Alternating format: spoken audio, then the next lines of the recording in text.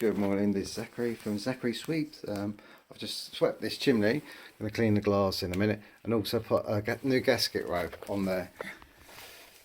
This is the stuff that was on there, absolutely shot to pieces. So I'm just going to go through how to fit a gasket rope. Basically, I've done it, and there it is. It's all on, all sticking really nicely. And the thing that I would say about these is that these particular appliances are very difficult. Well, they're not difficult, but it needs two people to do them. So what you have to do, like when you get a situation like that, because obviously I work on my own. My son's not coming on until after Christmas. But with these, if you can't get the door off and you need a new gasket rope, you can do them yourself. Basically, what you need to do is just to go around, take the old one off, take this stuff off first. Look at the state of it; it's all gone flat and everything. Take that off first, then put the glue all the way around in the channels where it goes. So basically, you can see it's self-explanatory where it all goes on the stove. Put the glue on. Leave the glue for about 5 or 10 minutes just to get a bit more stickier, and then the next thing you do is obviously don't get your glue on the outside of the rope. You get it on the inside, so just put the glue around the tunnel, around the channels that it's specifically there for. So it'll help you know what you're doing and stuff like that. And just make sure, and I always start at a corner. See where I've started down there? Always start like that, because that will give you stability going across there, and then that'll give you, and then just keep doing it, and keep doing it right the way around. I use rolls of gasket rope, so I literally just use one roll going right the way around. That's why there's only one cut there, and that's why I start there, because it gives you the support on the top piece as well going across here. If you'd started at the top piece, it would just keep falling off. So you start there and you go right the way around, right the way up to that piece there, and then once you've done that, leave it for a few minutes. Just obviously, because it's standing up, it tends to want to fall out. But the glue that I use is Hotspot. It's amazing. It does exactly what it says in the tin.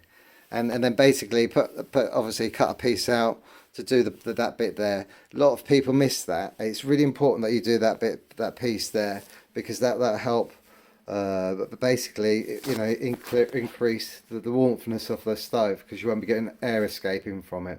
So because you've got to look where the air vent is, right down the bottom.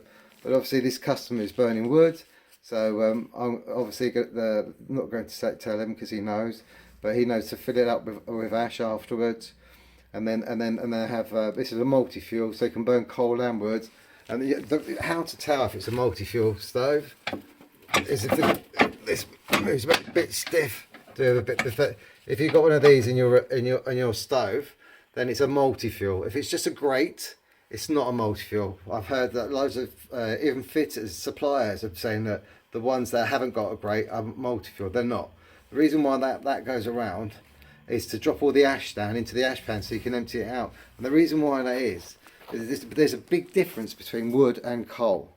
You must always remember, don't listen to anybody at all. Listen to what I've got to say, and that's all you need to know.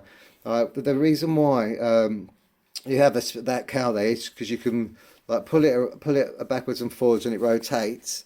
And then what it does is it rotates, and then it drops the ash down into the ash pan. This is if you're only burning coal, then you can clear it out, because the reason why is that coal needs air underneath it. It can't work properly without air underneath it. So keep in mind that's what you need to do.